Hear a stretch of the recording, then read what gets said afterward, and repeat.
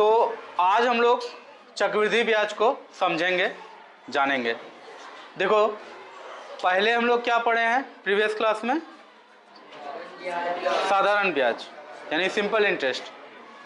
और वो पढ़ाते समय मैंने कहा था कि चक्रवृद्धि ब्याज उसी को ठीक से समझ में आ पाएगा जो साधारण ब्याज को ठीक से समझ के रखे।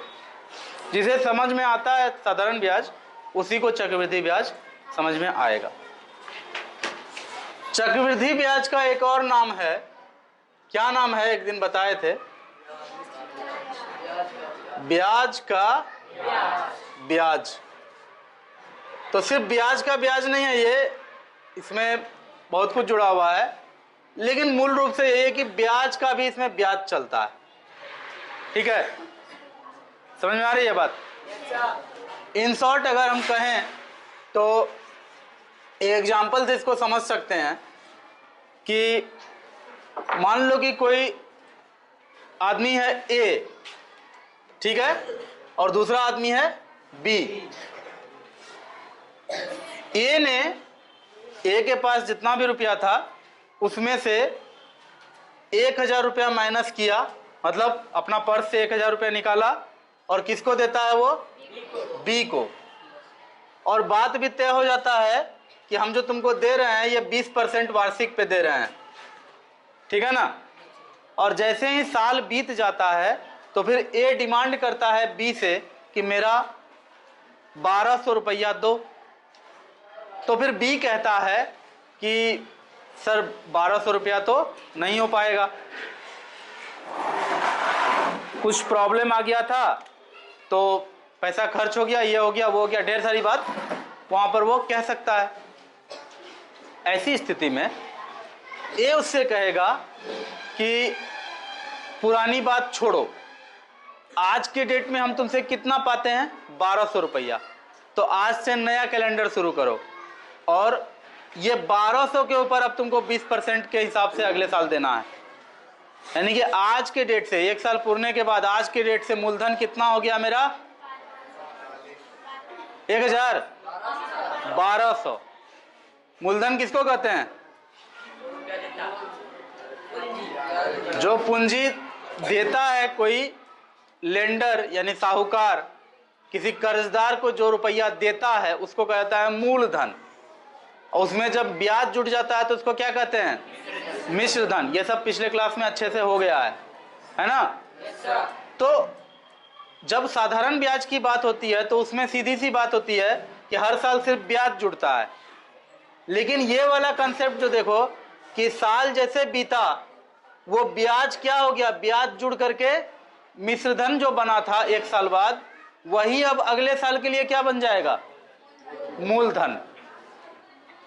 यानी कि अब जो वो बी है, जो बी है, बी को 1000 रुपया पर तो ब्याज देना ही है, साथ साथ 200 रुपया जो अगले साल ऐड होके आया है, यानी कि टोटल 1200 रुपया पर अब 20% का ब्याज देना पड़ेगा।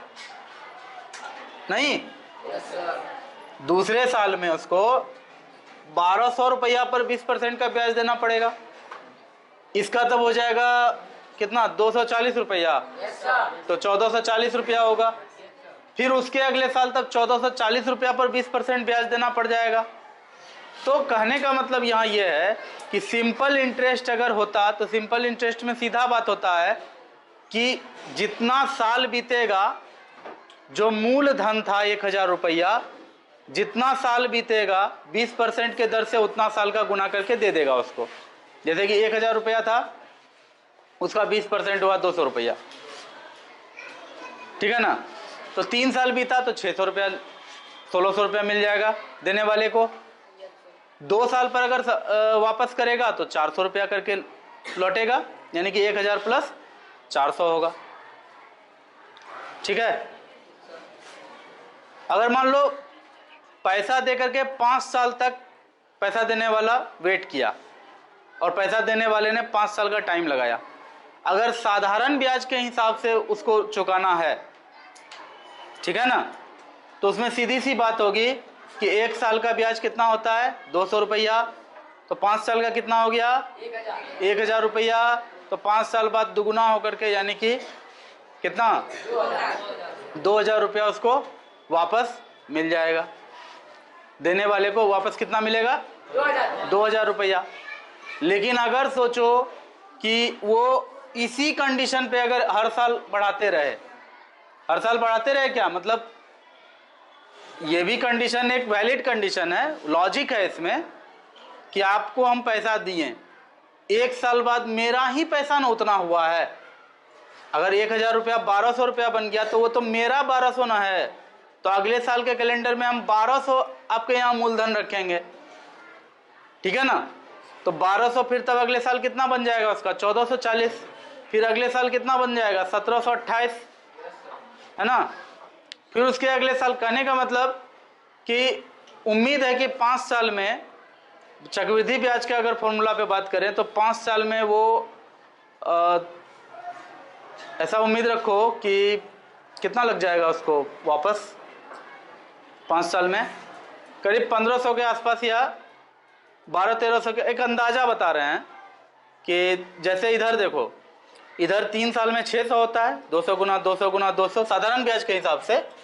ऐसा ही अगर 3 साल पे देखेंगे तो फिर कितना होगा 200 जोड़ 200 जोड़ 200 का ब्याज होगा, कितना हो जाएगा तब 600।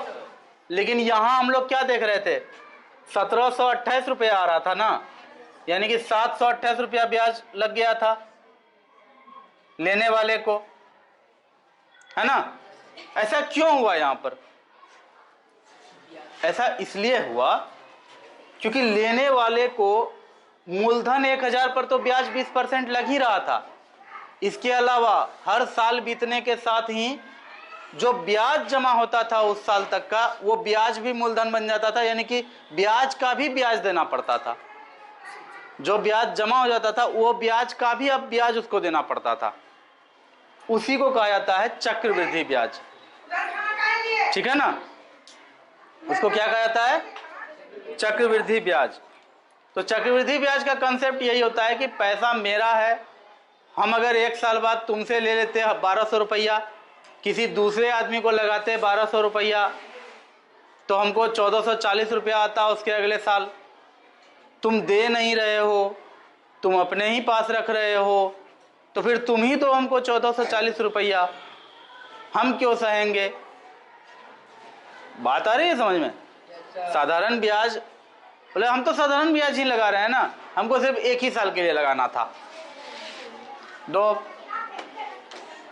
तुमसे 1 साल में लगा के दे, तुमसे ले लेते तो फिर अगले किसी को देते 1 साल में, तो हमको वैसे करके दो।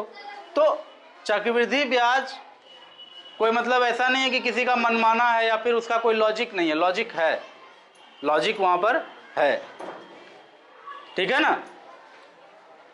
समझ में कुछ आया कि नहीं आया इसमें?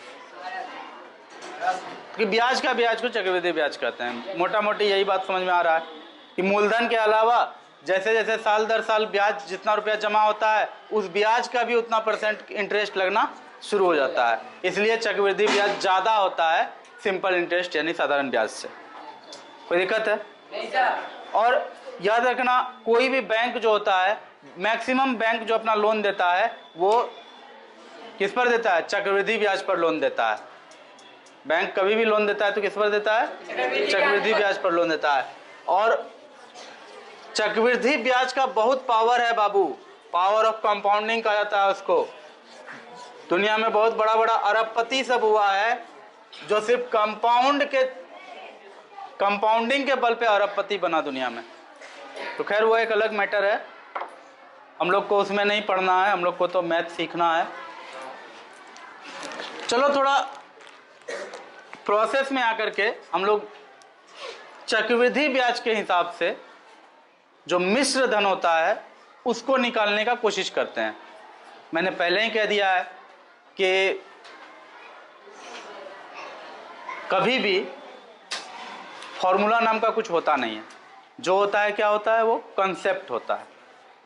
कंसेप्ट सीख लिए तो फॉर्मूला अपने आप बनेगा, कंसेप्ट नहीं सीखे तो फॉर्मूला रट्टा मारो, कहीं ना कहीं कुछ एक ही जगह बी होगा और गलत बना के आओगे। तो कंसेप्ट पर कैसे जाएंगे उसको समझते हैं। देखो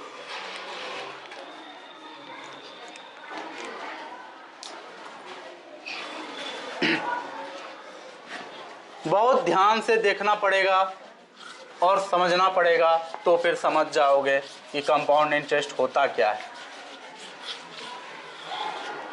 देखो, मान लो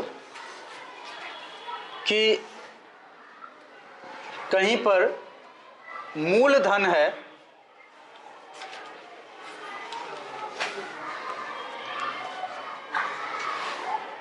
यानी प्रिंसिपल है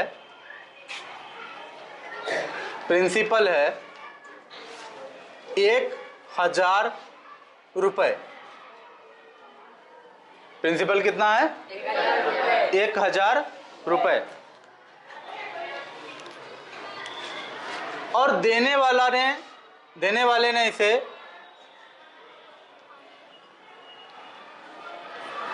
ब्याज पर दिया है। मान लो ब्याज है 10% चक्रवृद्धि, 10% चक्रवृद्धि,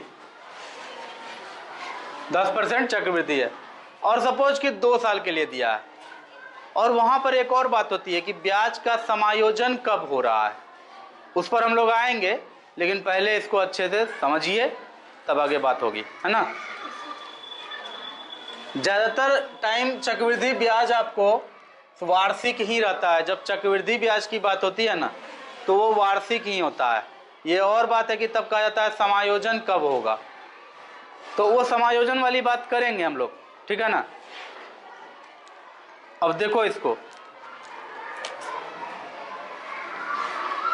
ब्याज दर अपना 10% है। ये 1,000 रुपया क्या है? पी है, कोई दिक्कत है? 10% क्या है? आर इसको कहते हैं हम लोग, आर परसेंट या आर, ठीक है। यहां तक कोई दिक्कत ना है? कोई दिक्कत है यहां तक समझने में? बढ़े अब, चलो देखो, पहले वर्ष में या 1 वर्ष के बाद, 1 वर्ष के बाद अमाउंट बराबर क्या बताए हुए हैं? अमाउंट बराबर P प्लस I। ऐसा ही पढ़ाए थे, लेकिन है तो I ही ना सब। I मतलब इंटरेस्ट, इंटरेस्ट मतलब ब्याज।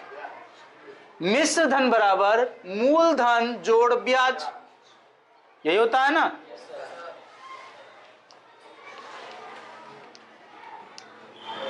मिश्र धन बराबर मूलधन जोड़ ब्याज, मिश्र धन बराबर मूलधन जोड़ ब्याज। तो 1 वर्ष के बाद तो देखो, 1 वर्ष, पहला वर्ष तो कोई दिक्कत ही नहीं है। पहला वर्ष का जो होता है, कोई भी लोन लेता है आदमी, तो पहला साल उसको EMI देने में बहुत मजा आता है। जैसे जैसे EMI देता है ना, उसका लोन बहुत जल्दी जल्दी घटता है।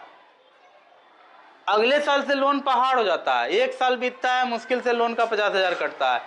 क्यों ऐसा होता है? क्योंकि अगले साल जैसे ही आदमी एंटर करता है ना लोन में, वहाँ दिक्कत ये आ जाता है कि लोन का जो कंपाउंडिंग था वो चालू हो जाता है। पहला साल कोई भी लोन कैसा होता है? साधारण ब्याज पर होता है।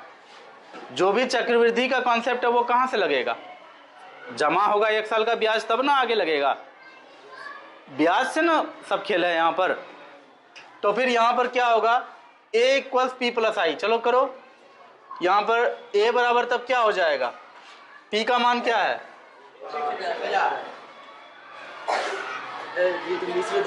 1,000 रुपया है, प्लस I का मान क्या हो जाएगा? PRT बटा 100 पढ़े थे? पढ़े थे कि नहीं पढ़े थे? पढ़े थे। धन्य है कि पढ़े थे। क्या पता बोलेगा सर वो क्या होता है? T का मान क्या हो जाएगा? कितना साल हुआ है अभी? 1 साल हुआ है ना? तो T का मान 1 रख दें, तो P गुना R बटे 100। P कितना है?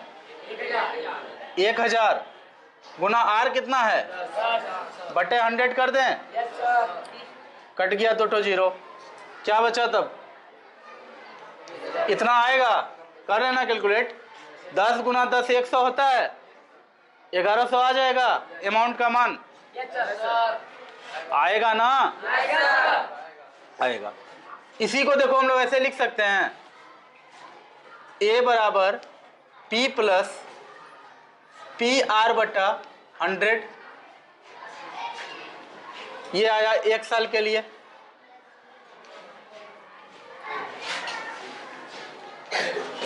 एक वर्ष के बाद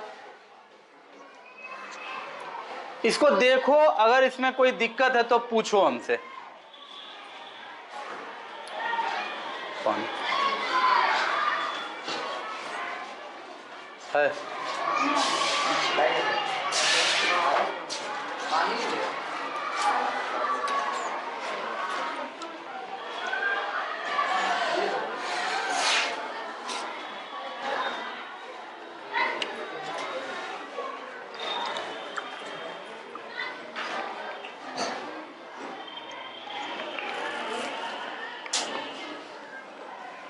एक वर्ष के बाद आपका कितना आ रहा है? P प्लस पी आर बटे 100 आ रहा है ना? इतना कोई दिक्कत है? इसको हम लोग ऐसे लिख सकते हैं, A बराबर P इंटू 1 प्लस आर बटे 100।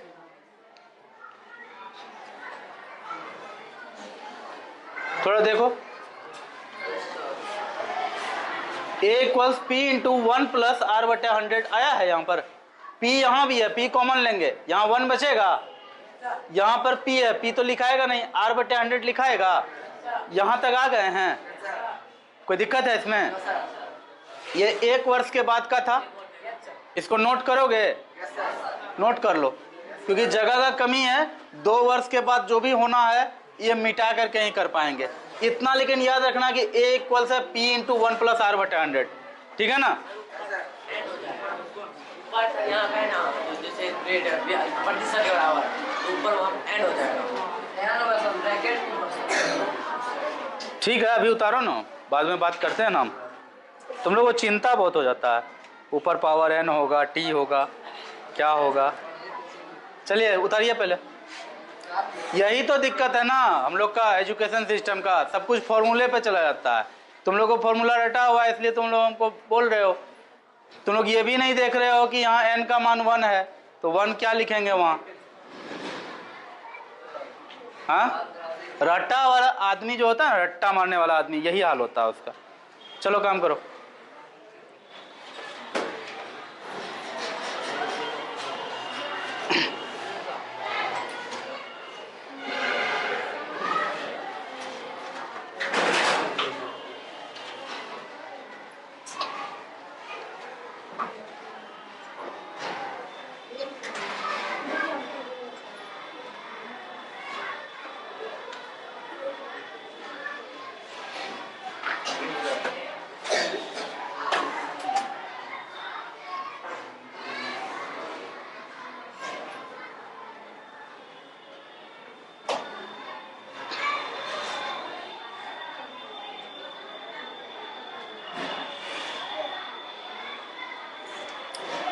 लिख लिए?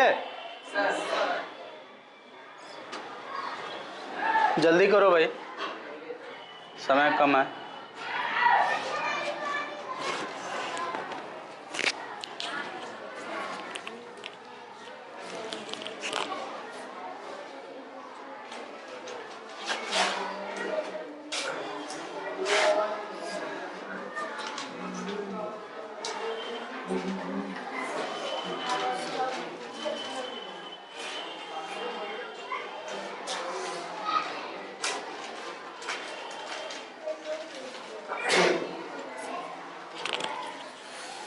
All return?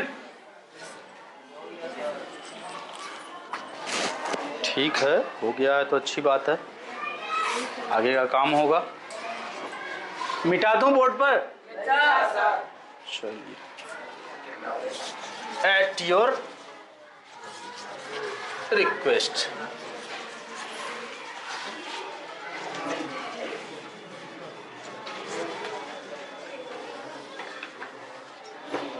कहानी में ट्विस्ट शुरू होता है दूसरे साल से। दूसरा साल क्या खेला होने वाला है वो देख लो। यहाँ सबसे पहले लिख देते हैं 2 वर्ष के बाद। Okay, a = p + i। Okay, अब देखो यहाँ पर कहानी में क्या ट्विस्ट है। तुमको 1000 रुपया भी देना पड़ेगा, ठीक है ना। उस 1000 पर 1000 का ब्याज देना पड़ेगा,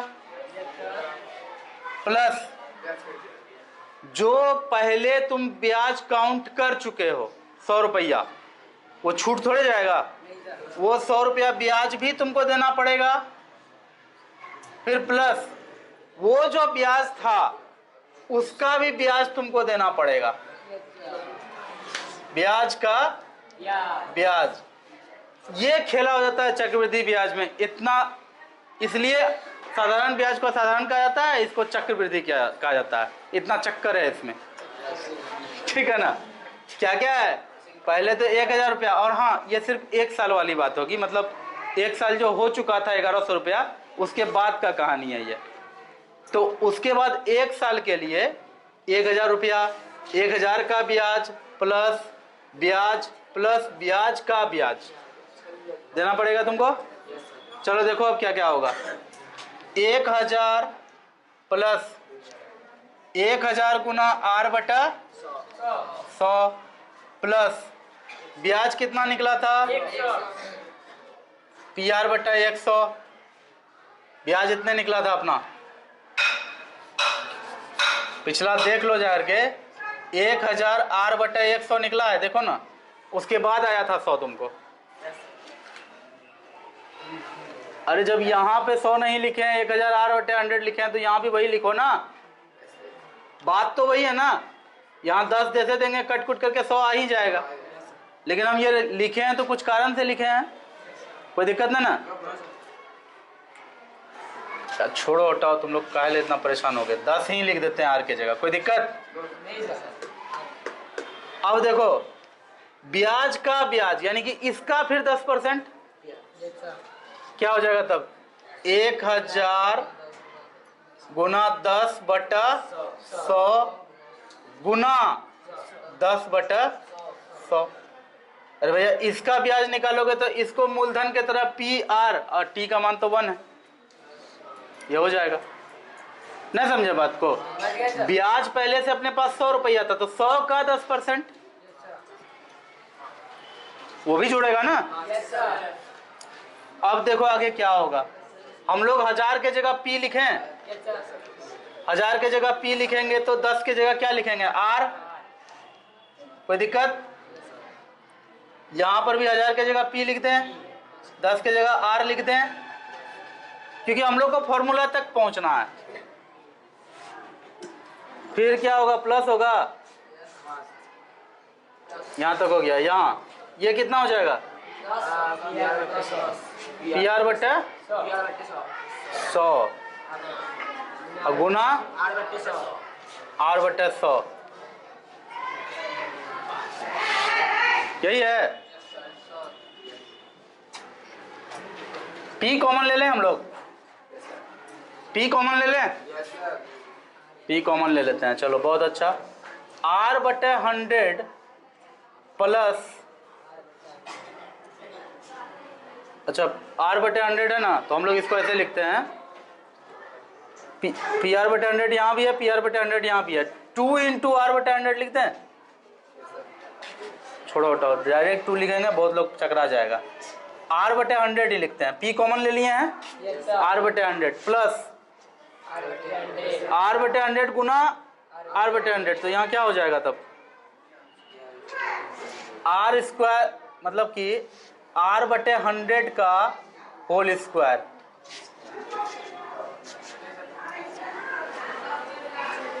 और यहाँ पर P कॉमन लिए थे तो यहाँ 1 हो जाएगा, 1 प्लस P कॉमन लिए तो यहाँ 1 बचा ना, 1 प्लस P हटा दो, R/100 P हटा दो, R/100 प्लस यहाँ से भी P हटा दो, R²/100², यानी कि R/100 का होल स्क्वायर हुआ। इसको लिख सकते हैं हम लोग P × 1 plus 2 × 1 × R/100 plus R/100 का होल स्क्वायर।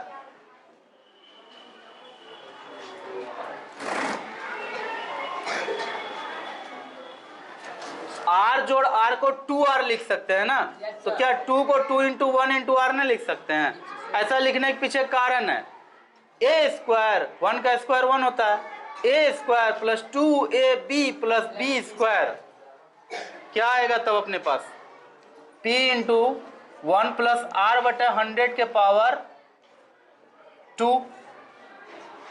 बोलो ना जी। पहला साल के लिए p इंटू 1 प्लस आर बटे 100 के पावर 1 आया था, दूसरा साल के लिए 2 आया, तीसरा साल के लिए 3 आएगा, चौथा साल के लिए 4 आएगा, पांचवा साल के लिए 5 आएगा, छठा साल के लिए 6 आएगा पावर में। इस तरह से n वर्ष के लिए क्या हो जाएगा formula? a equals p into 1 plus r बटे 100 whole to the power n। क्या इसको फिर से एक बार समझो। बहुत लोगों का चेहरा से हवाई उड़ रहा है, उड़ना स्वाभाविक है, थोड़ा कंसेप्ट ही ऐसा है। और कुछ टीचर ठीक ही करते हैं कि डायरेक्ट फॉर्मूला रटा करके क्वेश्चन आंसर शुरू कर देते हैं, लेकिन अपना वैसा स्टाइल नहीं है। अपना स्टाइल है कि पहले कोशिश करो फॉर्मूला समझा देने का, नहीं समझेगा फिर तो रोट मेथड है ही ना, रट्टा मार करके तो क्वेश्चन सब कोई बना लेगा, लेकिन समझ के जो बनाएगा वो रट्टा मारने वाले से 10 कदम आगे होगा। ठीक है ना? तो देखो फिर से देखो, 2 वर्ष बाद a equals P plus I. p का मतलब है मूलधन, i का मतलब है ब्याज। मूलधन तो अपने जगह पे मूलधन होता है बाबू, वो तो चेंज होता नहीं है, लेकिन मूलधन लिखा हुआ है प्लस। अब ब्याज क्या क्या है? तो ब्याज का यहाँ बंटवारा बहुत तरह से हुआ है ना रे? Yes sir. ब्याज का यहाँ बंटवारा हुआ है कि पहले 1000 जो रुपया है उसका 10% दीजिए, है ना, प्लस अगले साल मेरा जो है कि क्या हुआ था, 100 रुपया ब्याज बना था, वो छोड़ेंगे नहीं, वो 100 रुपया भी हम जोड़ लेते हैं पहले ही। अब फिर ये 100 रुपया भी तो मेरा 1 साल रहा आपके यहाँ पर, तो इस 100 रुपया का भी हमको 10% दीजिए। ये टोटल खेला हो करके तब उसको कहा जाता है ब्याज। तो वही यहाँ किए हैं, पहले 1000 रुपया, 1000 रुपया का ब्याज 100 रुपया, फिर पहले का ब्याज 100 रुपया, फिर ब्याज का ब्याज 100 का 10% 10 रुपया। ये तो क्वेश्चन को देखते साथ समझ में आ रहा था कि 1110 टका होगा। अगर संख्या तक पहुंचना होता तो फिर ये लिखे थे तब ये लिख देते 1110 रुपया, लेकिन हम लोग को संख्या से मतलब नहीं था, हम लोग को तोड़ तोड़ करके हर चीज़ देखना था और हम लोग को फॉर्मूला तक पहुंचना था। तो इसके लिए हम लोग पहले 1000 लिखे, 1000 का ब्याज, ब्याज का दर कितना है तो 10/100 लिखे। फिर ब्याज पर साल का कितना था 100 रुपया, यानी कि 1000 गुना 10/100, 100 ही आएगा, ये पर साल का ब्याज है। फिर ब्याज का ब्याज कितना हो जाएगा, तो सॉरी पहले, हाँ ठीक है, फिर ब्याज का ब्याज कितना हो जाएगा, जो पर साल का ब्याज था उसी में 10% से गुना किए, तो जो ब्याज था 100 रुपया उसी में 10/100 से गुना हो गया। अच्छा कोई बोलेगा ना कि सर इसको 100 काहे नहीं लिखे हैं, ऐसे काट कूट के काहे लिखे हैं इतना बड़का बड़का? देखो बड़ा बड़ा नहीं लिखते तो ये P और R के टर्म में कैसे आता, P और R के टर्म में नहीं आता तो ये फॉर्मूला को कैसे सीखते? इसलिए हमको मजबूरी में 100 के जगह 1000 गुना 10/100 लिखना पड़ा, मतलब कि 100 कैसे आया वो लिखना पड़ा। फिर है P प्लस PR, देखो 1000 के जगह P लिखे हैं, 10 के जगह R लिखे हैं बटे 100, फिर 1000 के जगह P लिखे हैं, 10 के जगह R लिखे हैं, फिर बटे 100, फिर प्लस 1000 के जगह P, 10 के जगह R बटे में 100, फिर 10 के जगह R बटे 100 हो गया। अब इसको थोड़ा जोड़े, जोड़ने से पहले क्या किया कि हर जगह P दिख रहा था उसको कॉमन ले लिए, P बाहर आ गया, यहाँ कुछ नहीं था P के अलावा तो यहाँ 1 लिखे हैं, 1 प्लस R बटे 100 प्लस R बटे 100 प्लस, क्योंकि P तो बाहर चला गया है ना, यहाँ पर देखो गुना था तो R बटे 100 गुना R बटे 100, P बाहर निकला हुआ है तो R बटे 100 गुना R बटे 100 को हमने लिखा R बटे 100 का होल स्क्वायर। जैसे ही हमने ऐसा किया हमें दिख गया कि R बटे 100 जो R बटे 100 2r/100 हो गया। तो a square plus 2 into 1 into r/100 यानी कि 2r/100 यानी कि a square plus 2ab plus b square, a plus b का होल स्क्वायर का फॉर्मूला पे ये आ गया, p इंटू 1 प्लस r/100 का होल स्क्वायर हो गया। ये दूसरे वर्ष का था तो पावर 2 आया। तो इस आधार पे हमने कहा कि हम लोगों को ऐसा मिल रहा है कि एक वर्ष के बाद चक्रवृद्धि ब्याज बराबर p इंटू 1 प्लस r/100 पे पावर 1, यही आ रहा है ना, p इंटू 1 प्लस r/100 पे पावर 1। 2 वर्ष के बाद चक्रवृद्धि ब्याज बराबर p इंटू 1 प्लस r/100 पे पावर 2। इसलिए n वर्ष के बाद, n वर्ष के बाद चक्रवृद्धि ब्याज बराबर p इंटू 1 प्लस r/100 के पावर n। ये फॉर्मूला इस तरह से प्रूव हो गया। घंटे का टाइम भी हो गया। आगे की बात अगले क्लास में करेंगे। Thank you so much.